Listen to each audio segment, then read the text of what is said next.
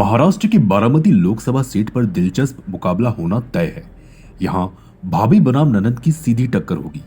बारामती शरद पवार की पारंपरिक सीट है। शरद पवार और अजीत पवार खेमे के लिए बारामती का चुनाव नाक का सवाल बन गया है। दोनों गुट जोर शोर से प्रचार शुरू कर दिए हैं। महाराष्ट्र के उप मुख्यमंत्री अजीत पवार ने बारामती में एक रैली में कहा कि उन्होंने अभी तक राजनीति में गरिमा बनाए रखी है। उन्होंने अपने परिवार के किसी भी सदस्य के बारे में कोई बात नहीं की है।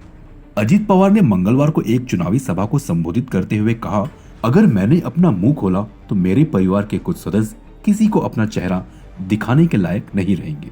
वे अब की तरह घूम फिर नहीं पाएंगे। एनसीपी में बगावत के बाद डिप्टी सीएम अजीत दादा की चाचा शरद पवार, चाची सरोज पाटिल, भतीजे युगेंद्र और रोहित पवार ने आलोचना की है, जबकि पवार परिवार के अधिकांश सदस्य 83 वर्षीय वरिष्ठ पवार के साथ खड़े हैं। अजीत पवार ने कहा, मेरे भाइयों ने कभी भी मेरे साथ चुनाव में यात्रा नहीं की, लेकिन अब वे ऐसे घूम रहे हैं जैसे उनके पैरों में पहिए लग गए हैं। उन्होंने कहा कि आप चुनाव खत्म होने के बाद भी ऐसे ही घूमेंगे।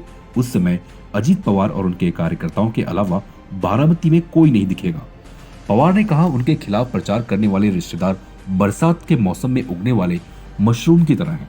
मतदान का मौसम खत्म होते ही गायब हो जाएंगे और विदेशी देशों का दौरा करते नजर आएंगे।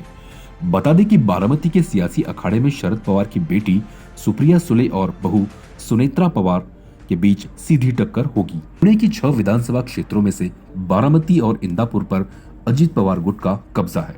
दौंड और खंडकवासला पर बीजेपी का और भोर व पुरंदर पर कांग्रेस का कब्जा है।